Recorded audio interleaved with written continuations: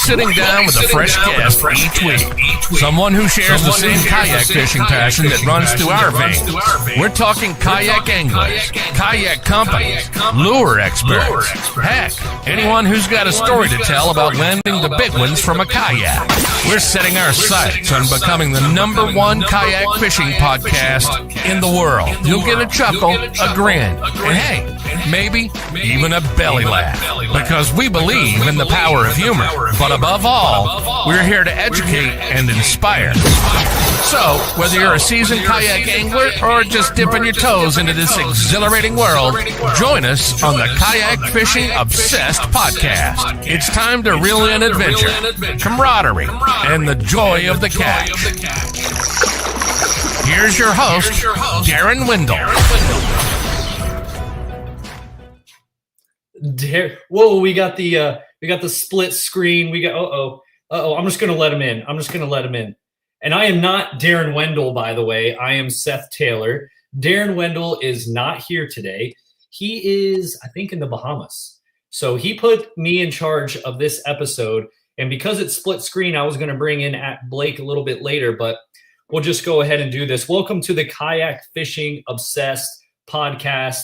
I'm going to be your host tonight, Seth Taylor. I have with me, and it's going to be a treat. Many of you probably know who he is. I had to write this down, so I got his intro correct. He is a Hobie Open winner, a Hobie Big Bass winner, the USA Surf Fishing Team Pan-American qualifier in Costa Rica. That's pretty cool. He is a Kayak Adventure Series team champion. He's on the Old Town Pro team with there's just a few of those. And he also qualified for the Kayak World Championship in China, which will be next month. And that is Mr. Blake Abbey. Thanks for coming in, Mr. Blake. How you doing, man? Hello, friend. How are you? I'm doing fantastic. We have a bunch of people in the chat here. And let me know, have you all heard of Blake Abbey? He's a Florida angler down here with me, but he's making his rounds across the U.S. So tonight we're going to get into the strategies and what makes tournament anglers successful. And I've had some success myself. Blake has had success throughout the country and in Florida, especially. Actually, not just nationwide. I guess it's worldwide now, going to China. So we're going to get into some of that. But first, Blake, tell us a little bit about yourself and a little bit about your background and, what you're doing here in the future with kayak fishing. I started kayak fishing in Sacramento, California on the California Delta. Yakabas was a club that was started out west in Stockton, California. And my first tournament had, I think, 35 people in it. And I came in second place. Matthew Brandon came in first place. I showed up to my first ever kayak tournament with 0 tackle. I left all my tackle at home. So he gave me, I think like a crankbait, a couple bags of Senkos, and a spinnerbait or something. And towards the end of the day, I saw him. I'm like, dude, I caught a limit. At that time, a limit was 3 fish. And we ended up coming in 1 and 2. And I was hooked for life. You know, I fished a couple Yakabas events, and Yakabas grew to be huge out west. They're getting like 100 guys. Anthony Garcia, who's fishing the Bassmaster Opens this season, was a Yakabas guy. A lot of very talented anglers out there. But when I moved to Florida, I kind of just stuck to kayak fishing as a hobby. A little bit of guiding here and there. I kind of got into snook fishing, saltwater fishing a lot, and then last January when I fished the Hobie Open. That was my first national event, and that was on the Harris Chain. Oh, yeah. How'd you make out on that event? I did good. I had 2 good days. And then after that, I realized I was like, oh, this is doable to be competitive. And then, I went to Lake Norman last year. I went to Cayuga Lake, which is up in New York, one of the Finger Lakes. Absolutely incredible. So not only is the tournament fishing competition mode in me level 10, but just traveling and exploring and I went to Costa Rica 5 months ago. I was in the jungle. There was crocodiles at the dock, like, so it's crazy how, when I talk to people, and I tell them about this kayak thing and I tell them some of these things, they're like, I had no idea that you could do this. Russ Snyder, and I think 3 other guys went to Italy last year to fish on kayaks. Yeah. And there's huge opportunities. And folks that are listening in, when he says he had 2 good days in his first Hobie event, he means he won the entire event with like 225 people. So he had 2 exceptional days.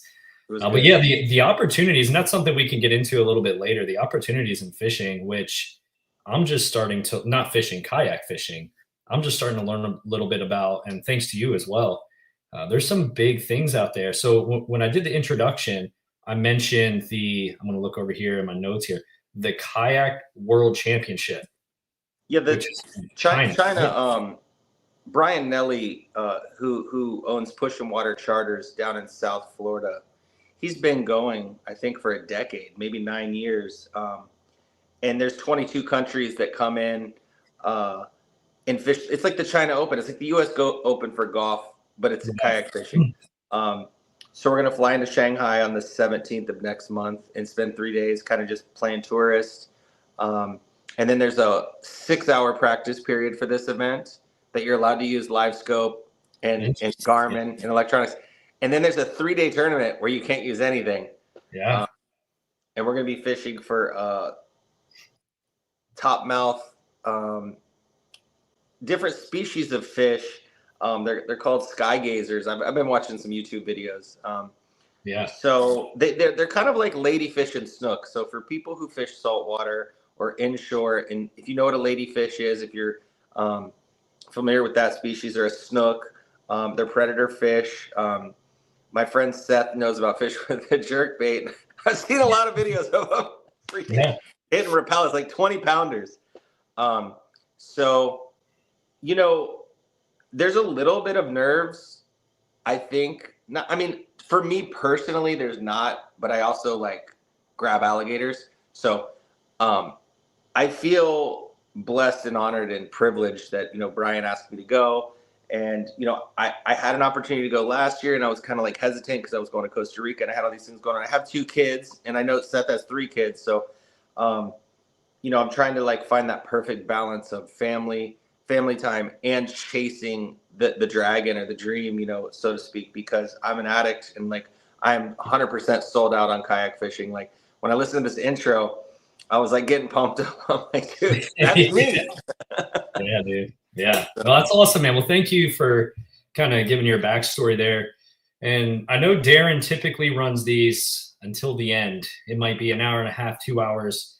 Tonight, we're going to try to stick to that hour mark, somewhere around there. So somewhere around 9:30 Eastern, we're probably going to cut it out. So we're going to try to move at a decent pace here and cover some information throughout the night. If you guys have any questions, feel free to drop them in the chat. We'll post them up here on the screen, answer those questions throughout the night.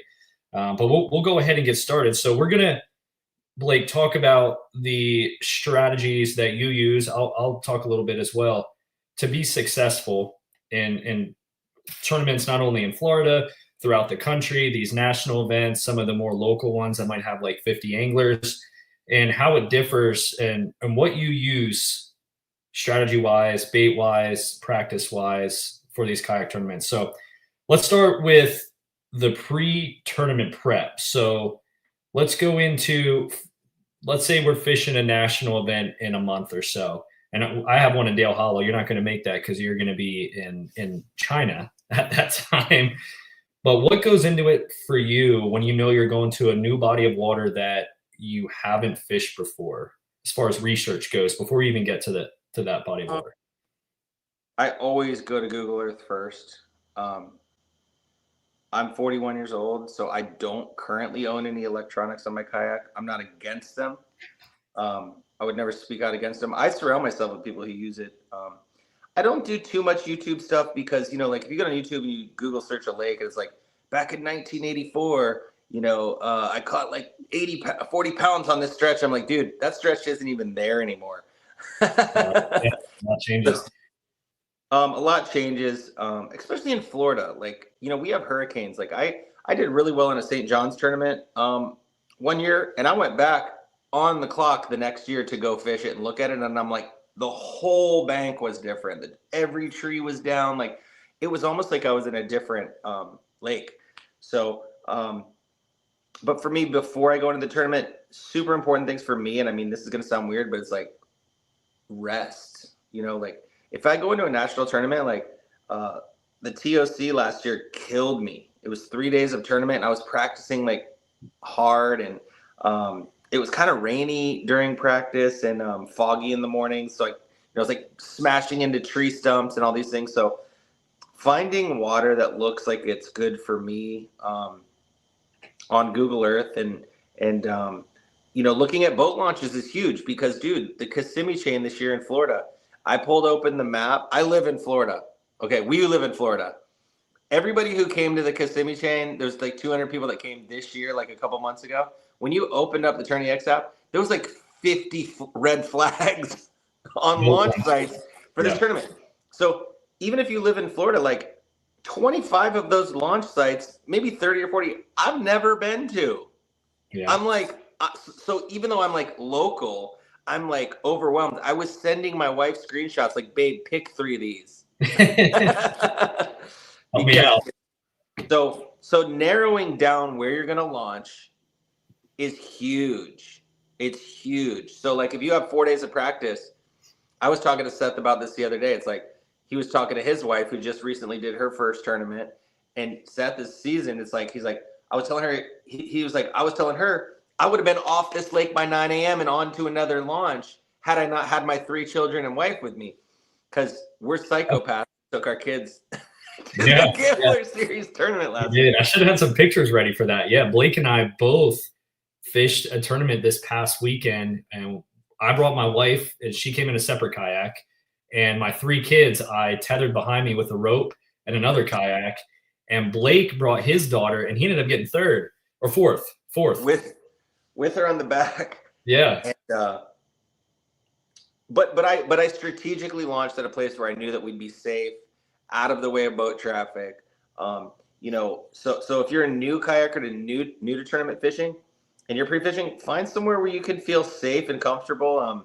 There's certain people in our local trail that they'll go in pairs. There's a lot of pairs in these tournaments. Like meet somebody, like befriend somebody and be like, hey, be vulnerable. Be like, I'm new. I don't know what I'm doing. Like, will you hang out with me? Will you be my friend? Kind of like you did on a playground when you were a kid. Because something that I've learned is like, if you don't open your mouth, you can't eat.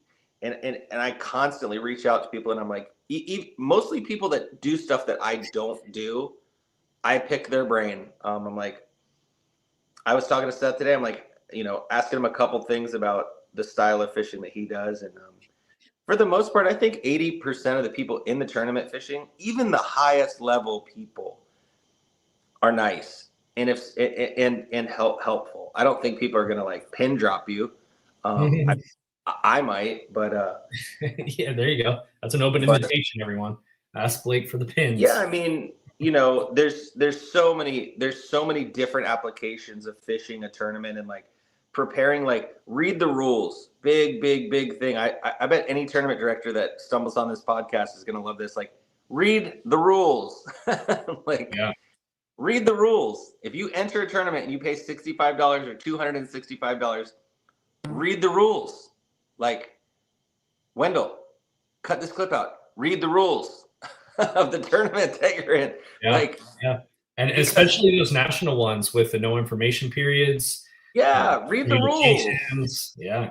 Some guy got DQ'd from Kissimmee because he went on an airboat tour. It was either before or after, but I had an angler complaining to me on the water about how his buddy got DQ'd, and I was like, well, was it against the rules? And he just got mad. And I'm like, well, you just answered my question. And I don't want to single that person out, but the worst thing on earth is to catch 100 inches or 95 inches in a tournament and like have all their mouths open, or have your hand over their eyeball, or something crazy that's like, you're like, oops, I didn't know. It's like, but is in the rules. Like most of the rules that I read have pictures of how to submit a fish, like hand placements. There's like red zones and all those things. And tournament directors that I know, they don't want to DQ your fish. Yeah.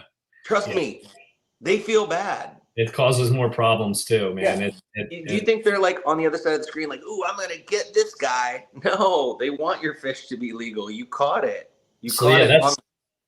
That's all part of the tournament prep, right? Like you reading those rules kind of puts a game plan in place for when you get to that location, whether it's the launch locations, time on the water, off the water, all of that kind of puts your pre-arrival game plan in place. And for me, similar to you, Blake, I look at Google, but different than you, I do watch YouTube videos, but you have to be very careful with the videos that you watch.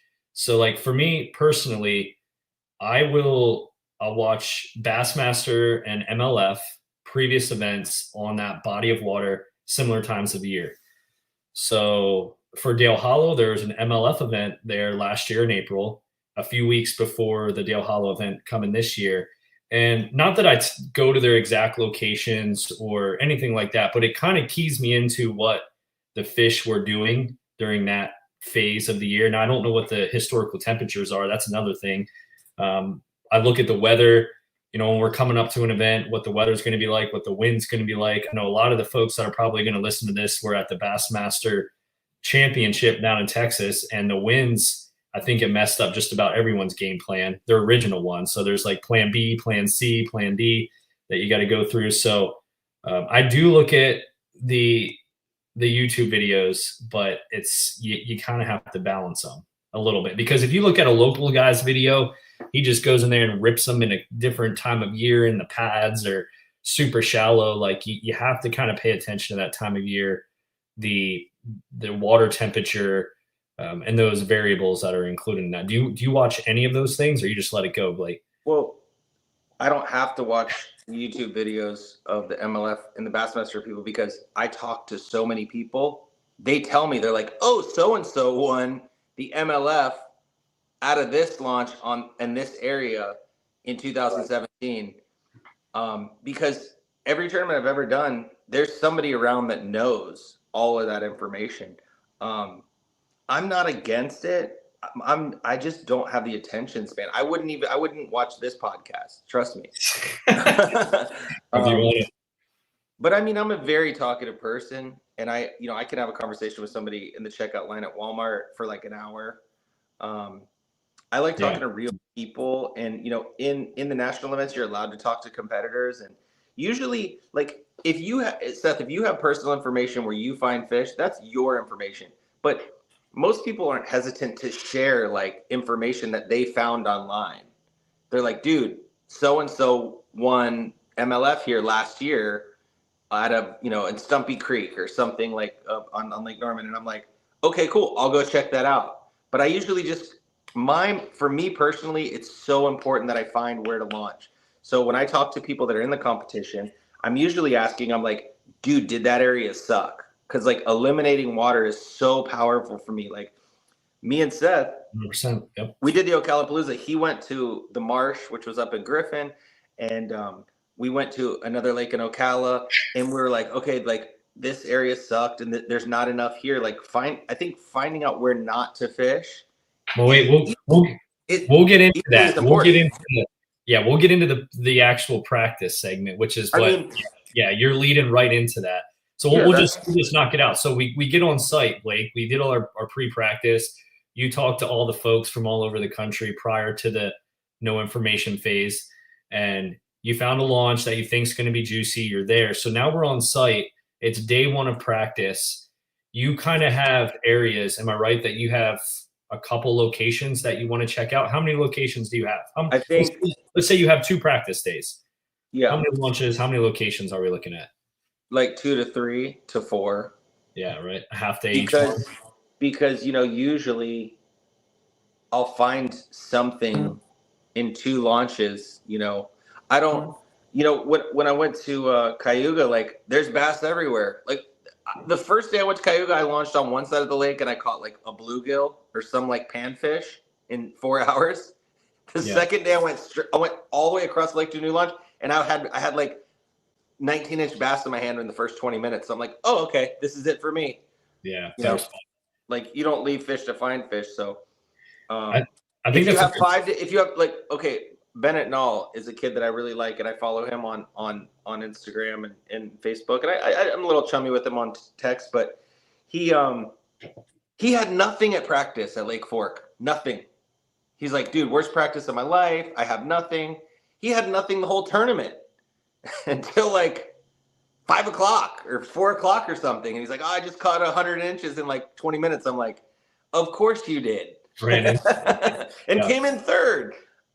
So, you know, I don't know what section this will lead into, but like I've had sick practices, 107 inches down at Fellsmere this year. And I was like, I'm going to win this tournament. And then like, there was no fish there. So practice can be tricky, or, you know, if you're on the clock in a tournament, my recommendation to anybody and everybody would be just fish as hard as you possibly can, as long as you possibly can. Never give up. All the cliche sayings, like keep grinding. If you're fishing an area that you thought was good during practice for 6 hours and there's no fish there, like go on a long run. Take an hour to like reset, you know, because it only takes about an hour to catch 100 inches.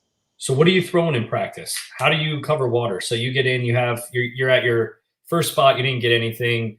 It wasn't good. You maybe caught a fish, whatever. You get to your second spot. What are you throwing to cover that water? Be efficient with your time and your minimum amount of practice time. It depends on what time of year, but I mean, a rattle trap is always a good search bait for me. You can cover a lot of water fast. I'm not much of a jerk bait guy. I'm like an old school, like I say rattle trap, that's a brand. I guess like a lipless crankbait. So a lipless crankbait, you know, you can burn through the water column.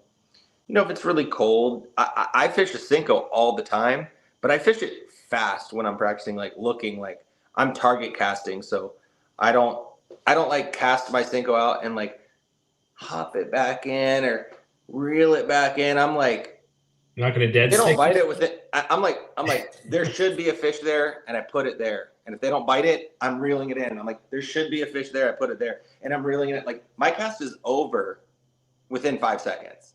So if you catch a fish at that spot, is that a good spot, or do you have to catch a second one? You have to get a second bite. I mean, I'm always looking for 3.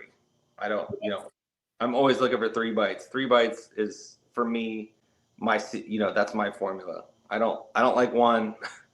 2 is okay. 3 is like, I'm like, okay, there's fish here. Do you ever go hookless, or you try to shake them off? Or? I always try to not set the hook. I always catch 1. You know, you got a field test. You got to check what it is, right? It's usually like an 8 or 9 pounder on practice days. I was talking to Brian Nelly about this today, and I was talking to Ewing Miner, another kid that I really respect and I think is an awesome fisherman. I was kind of clowning on people who catch all these fish during practice. And he was just like calm as day. He's like, I catch all my fish in practice. I'm like, really? I was like, are you messing with me? He's like, no. He's like, I want to see what I have. So I'm learning and growing all the time, and everybody does everything different. So for me, I don't like to catch my fish during practice, especially the day before. Like if it's 4 days before, I'll set the hook on them. But like the day before, for me is dangerous. It's a no-no. Like usually the day before a tournament, I don't want to catch any, to be honest. I don't like catching them. Sometimes you try to shake them off, and you know they get butthole hooked, and that sucks. Dude, yeah, isn't it crazy how you can catch a fish like trying to shake it off? You will hook them and you catch it. It's like, well, so I don't know if you guys heard earlier, but Blake doesn't use any electronics on his kayak, which is the complete opposite of me. And I think that's pretty impressive. You don't even have like a depth finder. You have, and I heard this the other day. What was it? It was not, you put your rod in the water and it's not very deep if it's below your reel. And then if it goes below your reel, it's real deep. Yeah. Is that what you use? Yeah, Florida, I use the paddle. The paddle and the rod. But, you know, in Florida, like. Yeah, same as Drew Greger. Yeah, with in Florida, you know, especially in spring, like you don't like in January through April, I don't fish deep. I mean, I know there's I think people are finding out now, not now, but in recent development, people are finding out where new fish patterns because of the technology. People are finding out, they're like, dude, there's most likely been fish offshore since the 80s, but people just didn't know that. They didn't know that there was clusters of them just sitting, in 8 feet or like hanging out on tilapia beds in the middle of the lake. I mean, those are things that people are finding out now. And I'm consciously trying to only speak about what I'm for in life in general, kayak fishing and in life in general, and not what I'm against, when it comes to politics and all that. Like, a lot of people spend a lot of time on the internet going, dude, everybody's cheating, forward-facing sonar is a joke, and it's not fun to watch people catch huge fish on their using technology. And I'm like, it's not that much different. I mean, like, but maybe I'm lazy, maybe I'm stubborn, maybe it's ego. Like, I can't figure out why I don't do it or why I'm not. Maybe it's because I'm like, how they say, if it's not broken, don't fix it. Like, I haven't had like a long dry spell of failure. Like, if I go a full year, like, not placing in a tournament, I'll make some adjustments. And I think a lot of the older guys do that. I think some of these guys have a long 6-8 months where they're just like, damn, and they're getting beat by 22-year-olds and they're like mad and they're like jealous, and then they make adjustments. So if anybody's watching this, it's possible to do it. The best advice I ever got in my entire life was from a musician. This kid's name is Devon. He filmed the winning video for the NPR Tiny Desk concert. I don't know if anybody knows who that is or what that is. Like, Mac Miller was on it. I mean, the Tiny Desk concert's huge. NPR, National Public Radio. But he told me, he's like, dude, submit to your own process. Because I'm always complaining about, people not, auto-tune, and this is music talk, but, auto-tune is like forward-facing sonar. Auto-tune in the music world was like forward-facing sonar in the fishing world. When auto-tune came out, everybody talked shit about it. They're like, this dude can't even sing. He's just using auto-tune. And then T-Pain was like, hold my beer. He went wild with it in the beginning, didn't he? And then he went wild with it. Cher went wild with it, and like, now it's like industry standard. Like, all these artists that you're seeing singing live concerts, they have racks of processors pulling their vocals in tune. Like, you think that your boy's singing live in tune? He's not. They're not. Yeah. Wow. Like, Cher had that. Cher had that. What do you believe in love after love? She was hitting those auto-tune notes. Oh, dude. No, but I'm saying even like top country artists, like, that are singing with their country trying, and you don't hear the auto-tune. Trust me, it's there. And Blake, why do you know these things? I don't think the audience knows this about you, because I didn't introduce you in that aspect.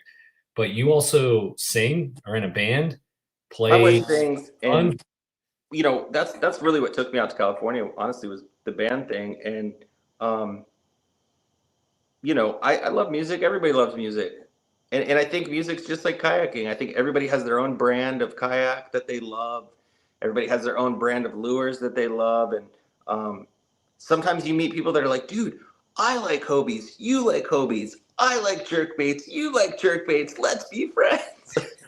And that's how it is at music. You meet people at a concert and you're like, similar interest. And I'm trying to find people that like things that I don't like. And the kayak community is so cool because there's so much opportunity right now for growth.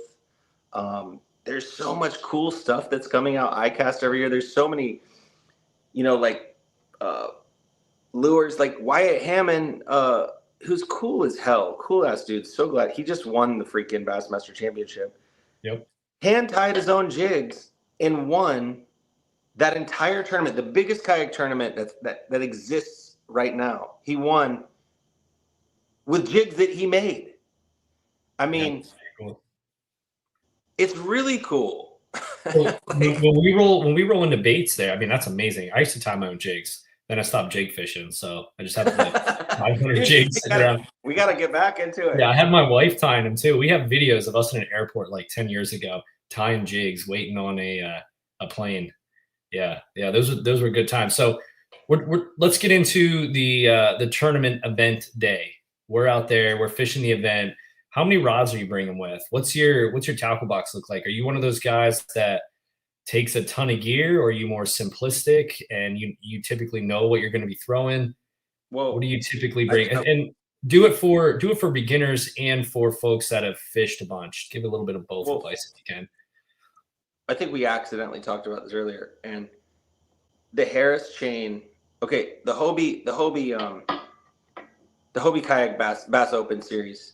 Yeah. The last year of it was last year. Yep. The biggest event that they had, the biggest participation event, was the first event of the year, which was in Florida. I took 3 rods with me, and I'm not BSing you, dude. A tiny backpack. That's it. And all 3 rods had the same thing on it with different weight sizes. So, and I didn't even, it never phased me. It never, like, I left the launch and I launched at 7. My first cast was at 9:30. So I traveled about 2 hours by pedaled my kayak 2 hours to my spot. It never occurred to me that I needed anything else. Okay.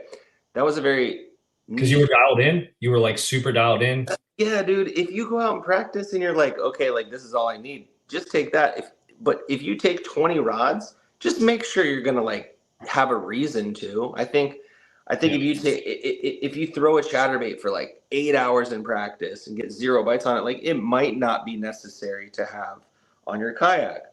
And, or top water. Like say you're throwing a spook and like, dude, I've sold out on a top water bite before that doesn't exist way too many times, where I'm like, they're gonna bite top water. It's March, it's hot, everything looks good, they're gonna hit top water. But then like you practice for 2 days and you get 0 top water bites. If you take a spook into your tournament, that's your bad. Unless that magical shift occurs where they start crushing top water that day. Good for you. Like, that's great. Yeah. I think I'm along the same lines as you. So my practice, I try to get as dialed in. If I have more rods, I think everyone kind of knows this, but the more rods I have, unless it's like a variation of weight or technique, if I have like 10 baits tied on, 10 different baits and all these rods, it means I don't know what I'm doing that day. Like I didn't find them in practice. Yeah. I don't know what they're biting. If I have 3 rods or 4 rods and they're just like different weights, like an 1/8 or a 3/8, just because I'm on a different part of the water column, or a deep diving jerk bait, shallow jerk bait, different colored jerk bait, it means like I'm on them. Like I'm going in with, I already caught them on this. I have the highest expectations that I'm going to get out there and rock them with this bait. So I'm more of a even though I have all the electronics, like love the electronics. When it comes to like baits, rods, things like that, I'm pretty simplistic. Like, and I have all this weight now. I have these batteries. I have a 60 amp. I have a 120. I have a live scope. I have the mount. Like I have all this extra weight now. I try to be simplistic with my baits. I usually get well, here I actually have one here, just by chance. I don't even know what gallon Ziploc bag this is. One gallon? I don't know. A bag like this, and I'll put my baits in for that day of practice or that day of the event. And that's just what I have all my baits in. And then I have a terminal box and we just rock it with that. Otherwise, I will bring way too much stuff and I'll get distracted and I won't be as focused, I guess. Well, and yeah, I mean, you have less chance of like those, those mishaps where you go to cast and you get caught in another rod behind you. And then like only God knows how those things get that tangled, because like even if you tried, but as you were talking, I was listening and thinking, the past 5 or 6 tournaments I've done, I've taken 7 rods. So, and I usually have 3 rods, like with different weight sizes. And as I was thinking when you were talking, it's like, it's for time management. It's not because 100%. Yeah, exactly. Like even when we were talking about the fishing tournament with our wives, I was like, maybe you should take 2 rods with the exact same thing, because her retying speed would take a while, and then she might tie a knot that's like compromised or not, that's just maybe not her strength. And people that are new to the tournament, like take your time getting all your gear ready, So in a tournament, say you break off, right? You could just boom, you're back in the action. You know, if you're on a school of fish and you break off and you got to reach behind you, you're like, oh, where's my other this? And I don't even know if I have the same one and all that. It's like, take two. If your bite's on a freaking, you know, crawdad pattern, you know, crankbait, take two.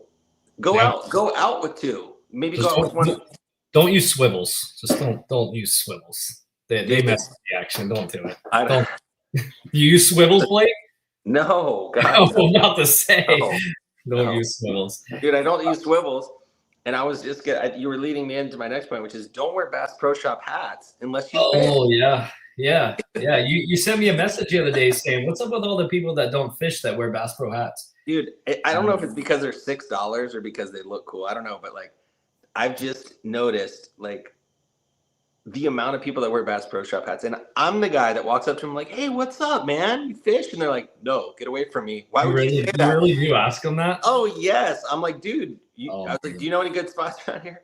And they're like, "Why are you asking me these questions?" I'm like, "Your hat, the Bass Pro hat." Yeah. And this is also the guy, everyone, that he has a TikTok, Instagram video of this old lady that came up to him and was making fun of his fishing outfit and his fishing sandals. And I mean, he has like bass sandals on, like the shape of, do you tell me you have them on right now? I don't. No. Oh, dang, man. How many video views did that get for you? Like 4 or 5 million or something? Something crazy. It was nuts. Shaquille O'Neal posted it. So, Shaq? Shaquille O'Neal posted it, and then it ended up on that show Ridiculousness with Rob. Did it really get a Ridiculousness? Oh yeah. Oh dude, that's awesome, bro. So there was so many layers, and there's so many layers to these viral videos. Even your wife, you know, catching the fish. It's like here's the cool deal about the cool and annoying thing. Somebody will rip off your wife's video at some point, and make a meme out of it, and it'll have a whole nother like life set of views. Like there was like a t-shirt company or a shoe company that took the old lady video and made like a meme out of it. Like, because she was ragging on how I was dressed, right? She's like, you don't even know how to dress. Like, you don't dress right to fish. And look at your ugly britches. So she's like berating my outfit. But a clothing company took that and used it as a meme for them. So they had like 26 million views on theirs. And I'm on Instagram. I'm like, hey, you guys want to like maybe, I don't know, photo credit me or I don't know, something. But it got to the point where I was past that because I was like, I almost feel like it was a miracle. I feel like God saved me from being a TikTok, like hokey, you know, like exploiting an older woman for clout or like internet validation, because like it did cross my mind. Trust me. I was like, dude, I could like bank on this. But then it's like, that's just the first thought, you know, like that girl, Haley Welsh, who was talking about spitting on a dude's wiener. Like, that's her whole legacy. I'm like, thank you, Jesus, that I don't have to like live, you know, being the kid that's exploiting somebody's grandma. But that one went crazy. It went nuts overnight. There was like 900K on the first night. And the notifications for those just nonstop. Like But here, you know, Blake, Brian Nelly, the guy that I'm going to China with. Yeah, he had a tarpon jump on a boat. I saw that. That video has like 100 million. Yeah. So he was on a DOA fishing trip, and you know, and dude, when that first happened, he's like, dude, I'm getting like hundreds and thousands of followers. Like, yeah, you open your phone and it's like, and you know, it's cool, and I think it's like exciting, but I mean, at the end of the day, like, the tournament that we just did with our kids last week, for me personally, was the greatest experience of my life. You know, like having a viral video, having a hit song, or, you know, winning a massive national tournament is awesome and stuff. But like,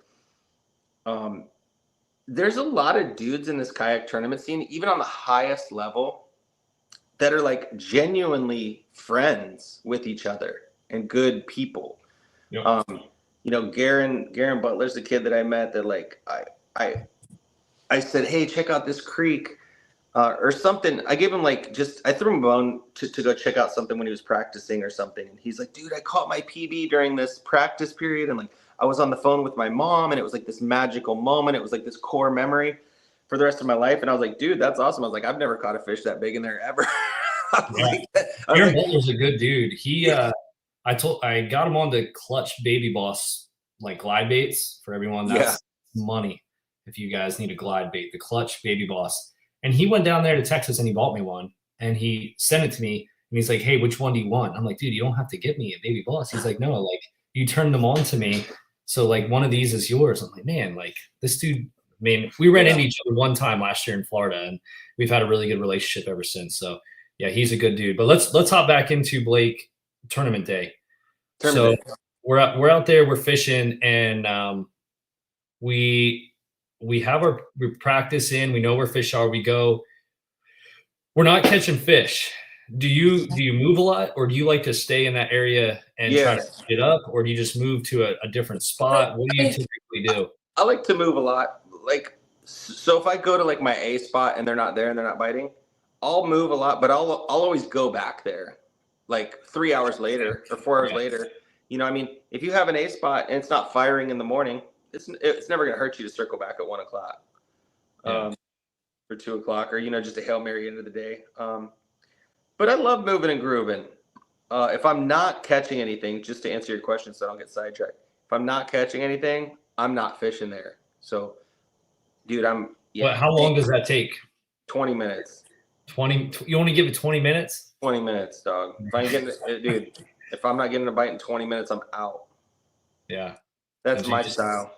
Do you typically have an A, B, C, D, E, F, G spot? Like you just go right down the list, or is it more? I like to have all that, but it depends on how much time you put in prior. I mean, you know, prior planning prevents piss poor performance. You know, so if you got a lot of time and you can be on a lake for 3 days before the tournament, you should have A, B, C, D, E.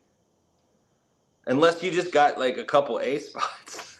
Yeah, that's always nice. That's ideal. Well, what would you say? And I've thought about this a lot, and I have a percentage in my mind. So there's some variables to it, but a successful event, whether it's, you know, a local one in your state Bass Nation or like a big Hobie, a Bassmaster, what percent of, you know, 100% out of 100%, what percent of that success comes from your practice periods and your planning, your scouting, and then what percent comes from the actual execution of the event?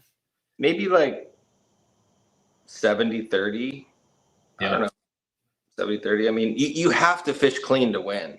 Like, unless you just are on them, where you can miss a couple giants. But I mean, some of these tournaments that we've done this year in January, February, dude, Florida got cold. I know that's like a joke to the people up there watching this, but when it gets cold here, and when I say cold, it's relative. Like, these fish don't bite. Like if you can catch 6 fish in a day or a limit, like it goes a long way. Even that Arizona event, the first one of the Bassmaster year, I mean, like, there's like 10 people caught limits, cash checks. So what I'm trying to say is, like, you have to catch your bites.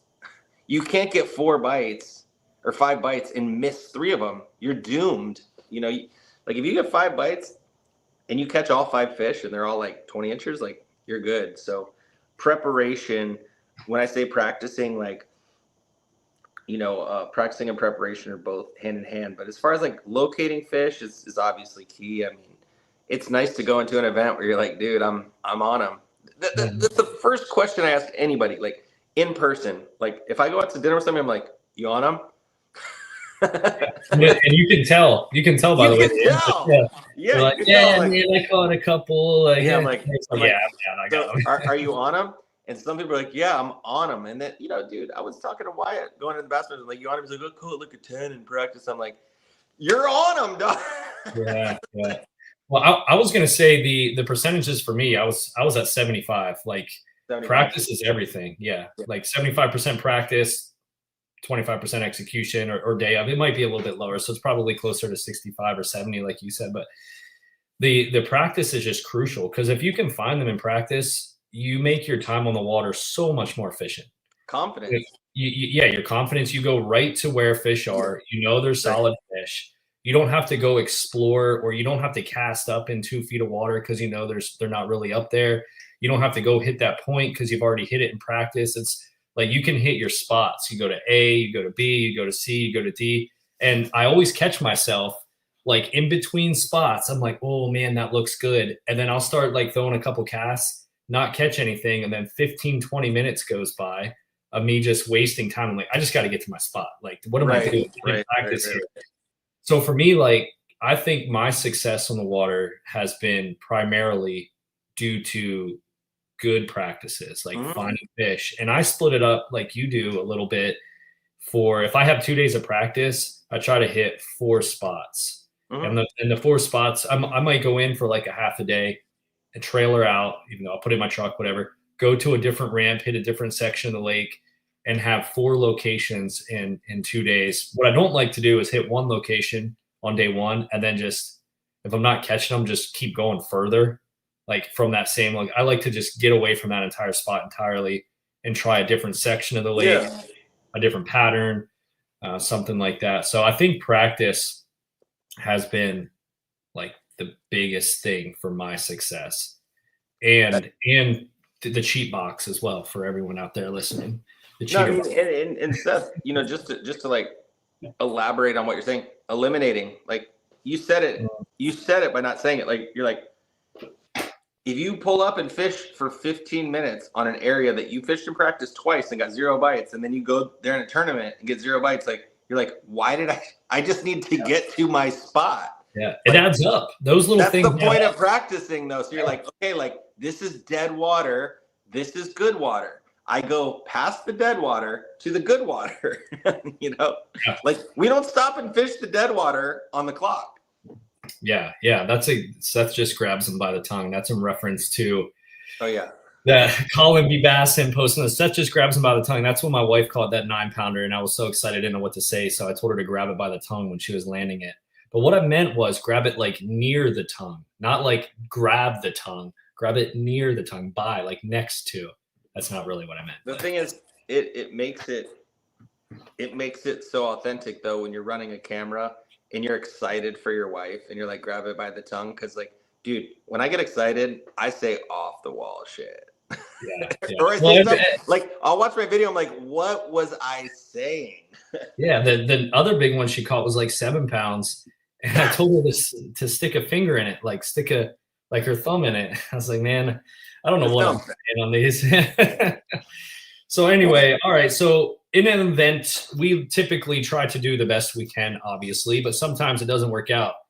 Are you one of those folks that spin out, Mr. Blake Abbey? Do you start spinning out there, or how do you get together and execute?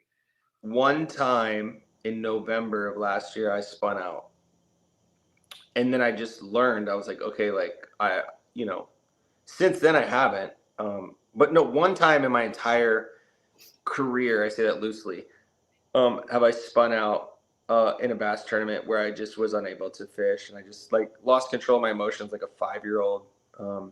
Started blaming other people, and I just looked in the mirror. It was a long drive home. It was like embarrassing the way I handled it, and just worked through it like a human being, But the answer to that question today is no. I don't. I really don't. I'm competitive, so I get bummed, but like only for like an hour or two. Dude, after a long day of fishing and like no sleep, you wake up at 3, you freaking get all this stuff ready. After a long day, like I don't think that anybody is going to feel good about catching 0 fish in 9 hours or something of that nature. Catching 1 or catching 4. Catching 4 is the worst. And people are like, what's wrong? Are you okay? You're like, no, I'm tired. I'm like irritable. I've heard you mention before your strategy to separate yourself on the water from other anglers, and that's just like to outwork them, essentially. I'm maybe putting words in your mouth, but to get more casts than them, to get more targets than them. Is that something that you take to heart out there when you're fishing? Is that like one advantage you feel like you'll have over the majority of the anglers, is to get more solid casts on targets throughout the day? I mean, I don't know how this isn't going to come across wrong, but I'll just say it because I'm not scared. But I've seen other people fish. I've watched other people fish, and like sometimes people like eat sandwiches and like Do you eat? Do you eat during an event? No, God, Neither no. do I. No. I don't either. I forget to drink. Dude, I got no. Why would I waste my time eating and drinking? I'm like dehydrated in these like late summer southern events. Dude. I'm like, dude, I need a drink. I forgot. I have water here. No, dude, here's the funny thing. I'll always have like 3 or 4 bottles of water on my kayak. And at the end of the day, all of them are still sealed. Yeah. I'll drink one. I'll drink I'm one. like, I gotta drink. I gotta stay hydrated. And like at the end of the day, it's like 3:30, and I'm like, you know. Yeah, it's tough to remember because you're like such in the moment, like your adrenaline's going. Yeah. So I've asked this before to a couple guests that we have. Do you have a fish that you lost or a situation that is just imprinted in your brain for bass fishing on a kayak? Like any individual fish or situation that you cannot get out of your mind that really stung? Just so we can tell. Oh, hurt. Painful. Or had some big implications, like you didn't win because of this, or it was a giant when you were fun fishing, or just anything in general. Do you have any? Because I sure do. I don't know how you don't have one already. I lost some. I don't want to jinx it or anything like that. I mean, maybe we shouldn't talk about it. Skip over that. The thing is, I fished with 65-pound braid. You know what I'm saying? I fished with like 6-7-knot hooks. Like, if a fish bites my lure most of the time, it's getting hooked. Yeah. Like the guys that have the heartbreak stories, like us fishing with 6-pound fluoro in heavy timber, and I'm like, why were you doing that? You know, like, dude, I was jiggling my minnow around this huge stump, and Girth Brooks bit me and broke me off. I'm like, Girth Brooks. Yeah. No. No, use a net? You know, no, I mean, I don't have any specific fish that I have like that flashbulb. Huh? Do you use a net? I didn't for the longest time. I didn't at the most recent event that we did, only because I forgot it. In the Hobie one that I won, I lost my net at like 7 o'clock. So, how did that affect your day? Well, did that like bring you down a little bit? Like, not at all, because I'm so used to grabbing them. Like, I'll grab snook in the face. I grab tarpon in the face. Like 100-pound tarpon, I'm grabbing. Like, it's here. When I just went out and caught some sailfish in Costa Rica, and I'm talking to my brother. I'm like, grab it, fully commit, grab its face. You know, grabbing the sword. You know, grabbing this. I'm like, just do it. I'm like, so. You know, when I take my kids out, I take my dog out. Like, I'm a weird person. Like, I think about things in my head, like the worst case scenario. I'm the guy who gets on an airplane and like I'm thinking about it crashing and like what I'll do. So like I'm just a weird. But no, I mean, like in my brain, I'm always thinking about like if there's a fish close enough to my kayak and it gets off, I'm like, I'm gonna get it no matter what. Like, tell me how to get it. Yeah. I mean, there's nothing more important than getting that fish on that board pictured, you know, especially good ones, you know, like, but have you had everybody, you know, one thing that I'm really consciously trying to do is not talk about the fish that I lost or talk about what went wrong for me, because at the end of a kayak tournament, I think everybody should be conscious and walk up to the people that win and congratulate them and not be like, oh man, I would have won if I would have caught the 6 that I lost. And I'm like, maybe not though. Yeah, everyone loses fish. Yeah, you know, like maybe the ones you lost are all 12 inches. You know, or maybe the ones you lost were gar. Yeah. You know what I'm saying? Like, dude, I had a monster. I'm like, bowfin? Yeah. I'm like, bowfin, gar. I'm like, did you see it? Did you see it? That, you know, like how close was it to your whatever? But you know, like in a competitive sport, you know, any viral video where you see these clowns like not wanting to shake the other team's hands, or there was a hockey game recently that was like Canada or something versus America, and one of the teams started clowning on the other person's national anthem, and then they got mollywopped. You know, that was hockey. It was tight, and I love that. So if you're in a kayak tournament and you lose, I'm talking to myself, like, go to the winner and be like, good job, dude, you got him, congratulations. I usually try to pick their brain a little bit if they're willing to share, and they usually like to like to share. You know, they're people love bragging. So. People are like, dude, I crushed them on this right Yeah. there. Yeah. So Mr. Johnny Bennett said, do you coordinate your spot by distance for time management? So Yeah. I assume that's, you know, in an event. Yeah. Yeah, and that's an awesome question. And dude, yeah, absolutely. The for me personally, I'll just answer this for me, and you can answer too. Yeah. My goal is to get a limit fast. I love having a limit at 8:00. I love having 5 fish pictured by 8:00 because then you can really so to coordinate my spot by distance for time management. Yes, I'm like, where are my 5 fish, the quickest, most accessible, low hanging fruit fish that I can go smash, and then I can like make some risks and take some, because there's nothing worse for me than ending the day with 4 big fish. That's the worst. That's the biggest fear. 4 20-inch fish, man. 80 inches of 4 fish is like boom. Yeah, because that's essentially, that's like 16, 7, 5, Yeah, 6. yeah. Because all you need is one. Just getting those 5 is so imperative. I was. Yes. Go ahead. Yeah. Okay. Yeah. So I was going to say, yeah, it's the same way for me. And like Blake said, for the low hanging fruit, I go to my best spot first where I can catch the most fish. And I think MLF, I don't know if they put out a study or their guys talked about it, but they've been studying the folks that win their events, like their top tens, based on their 5 biggest fish and the number of fish. Because in MLF, it's the number of fish and not number of fish. I'm sorry, it's cumulative weight, right? So you catch 32 pounders, you have 60 pounds.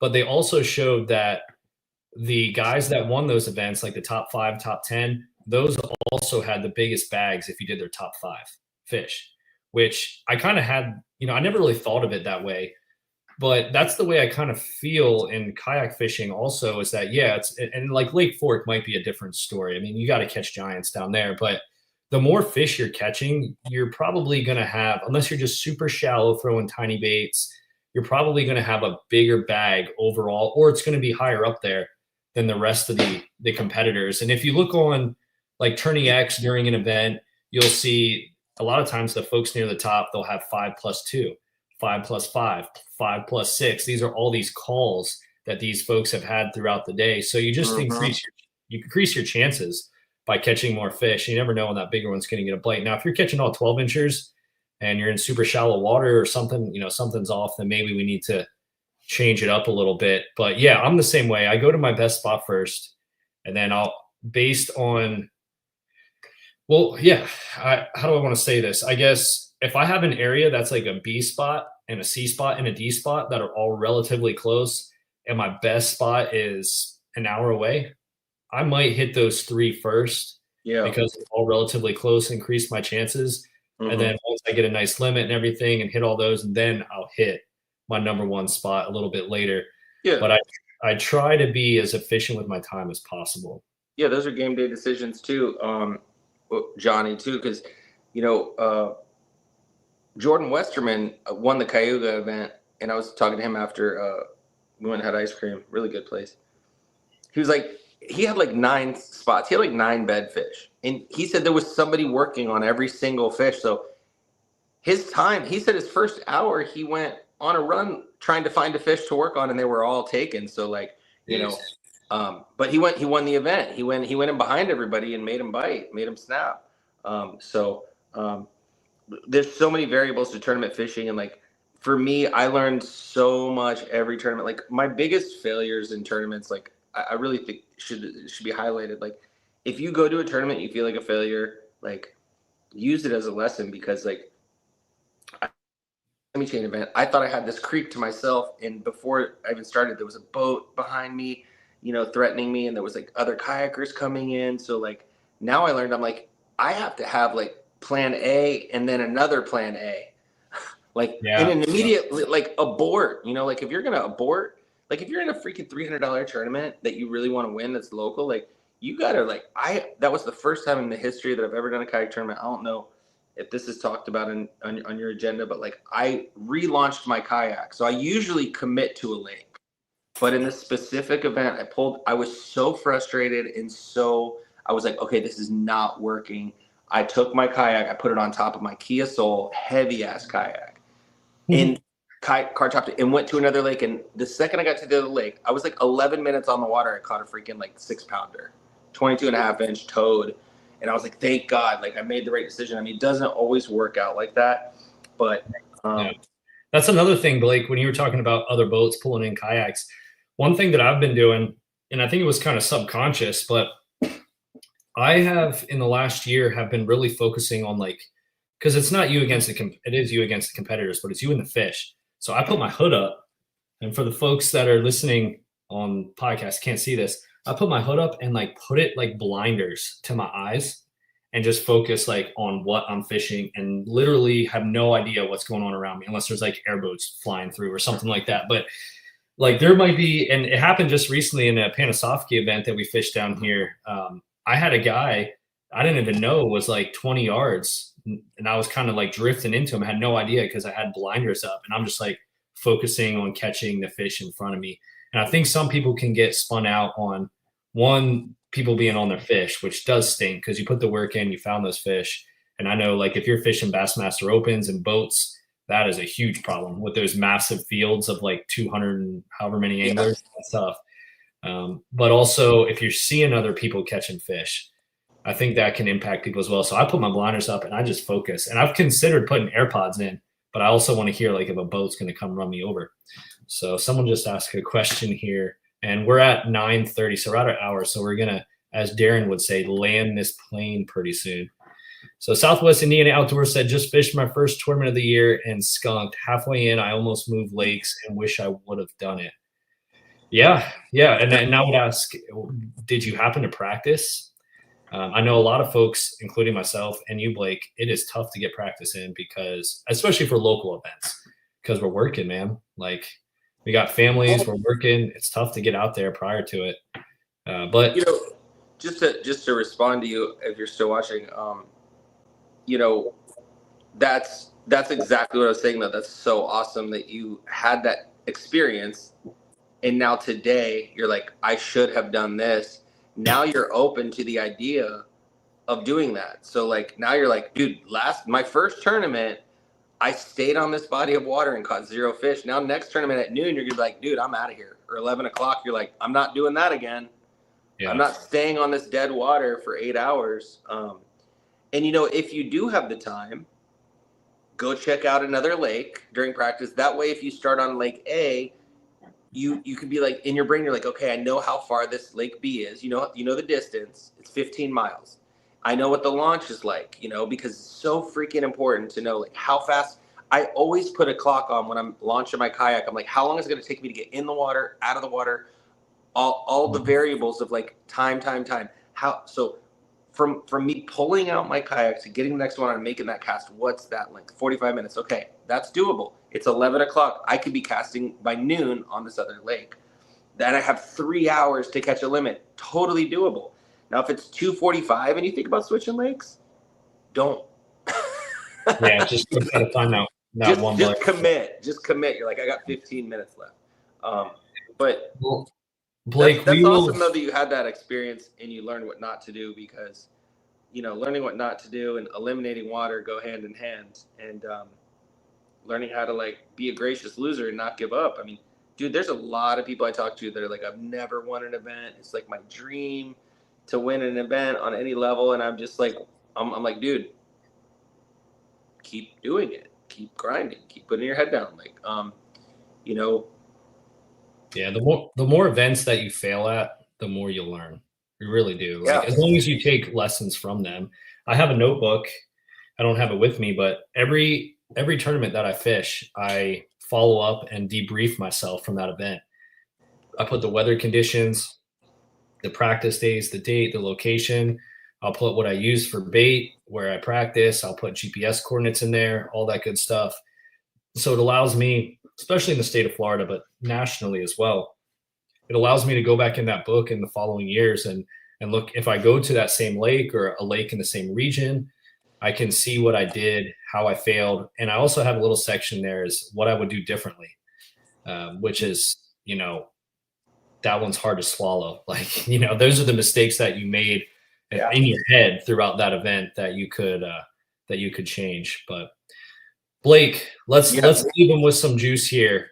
Yeah. If you could, I guess just an overview. If you could just leave these guys with just an overview of what would help them, or what made you, if you think like the top thing, and this might be a hard question to answer, but what's the number one thing that's made you successful in the events that you fished so far? And then we'll plan and get on out of here. I absolutely love fishing. Like, I love fishing. I'm fishing when I'm not fishing. I'm at work. I was hanging doors today in Ocala, Florida. And I was texting my friend Brian about, like, we were sending each other Google Earth shots of a freaking lake in China. I swear to God. And we were talking about like line size and like pairings of braid to line and leader size and like gear and travel rods. Like, who makes the best travel rod? You know, like, I gotta get. So anyways, what makes me successful? The juice is like love what you're doing. If you're a gardener, if you're like a doctor, if you're a lawyer, if you're a, you know, grocery bagger, a broom sweeper, like, you know, do it as if you're doing it for God. Like, give everything, you know, like, sometimes it's really hard to do, but if you put on a new set of glasses and you look through that lens, you're like, I'm going to go out. Like, every tournament I do, I pull out of my driveway, like, I'm going to win this tournament today. And like, if I don't, that's okay. Like, I'm not a psycho obsessive winner, but I'm like, if I'm doing my best and I'm giving everything I have, like, I think I'm in contention to win. I love fishing. This is what I do. Like, I sold out on the idea. I'm like, I'm going to be a professional fisherman. I'm going to figure it out some way, shape, or form, you know, like, and if I don't, that's okay. Maybe I'll be like an amateur fisherman who tried to be a pro, but still exists in that space. Like, you know, if I miss the mark, even if I fall flat, I'm still going to land in like the second, third, fourth, fifth, sixth, seventh range, you know, like, and, along the way, I'm going to meet a lot of really cool people. I think if you go into these kayak tournaments with like this attitude of like the fellowship, and you're like, dude, like, you know, a lot of times there's bowling leagues and tennis leagues, or you know, like an adult softball league, you know, where like all these guys get together, drink beers and like hit softballs. Like, this is our thing for that. We're just like a bunch of like really interesting, quirky people that are in this kayak scene. There's like a lot of really weird, interesting people, and like there's a lot of stiff people who are serious, and there's a lot of people who are like, oh, you know, I'm scared. I don't know if I can win, and I'm just like, you can. Yeah. I saw a Mikey Balls video. I'll end on this. I saw a Mikey Balls video just recently, and I forget who he was talking to, but it was an ex-pro guy. He used to be on the Bassmaster Tour, and one of the questions was, how do you, like, he's speaking to people that are going to be fishing the Bassmaster Opens. These are on boats, but I think it pertains to this as well. But he asked the ex-pro, what advice would you give to folks that are thinking about making the Bassmaster Opens and their chances of potentially fishing professionally? And the ex-pro said, you're not going to make it. And I was like, oh man, that's not nice to say to these folks. But then he followed it up. He said, but if you're one of those guys that when you wake up in the morning, you're thinking about fishing, you're on your phone, you're looking at coordinates, you're looking at lakes, you're looking at points, you're thinking about your next tournament throughout the day, you're checking out videos throughout the day. And then before you go to bed at night, like, the last thing you're thinking about is like your next tournament or your next event or rigging up your rod or for your next event. He's like, you might make it. You might be the 1% that's going to make it. And I think a lot of us kayak fishermen are that way. Especially like the really successful ones, is they like just love to fish. They love to prepare. Like, winning is the highest thing, you know, in many of these events. You know, there's awesome fellowship and everything, like you said, Blake, but like, winning's what we want to do. But the preparation into getting there is like so much fun. Like, I just love it. I love it. And I love the team aspects that are kind of coming around now, like the Kayak Adventure Series team that Blake and I did.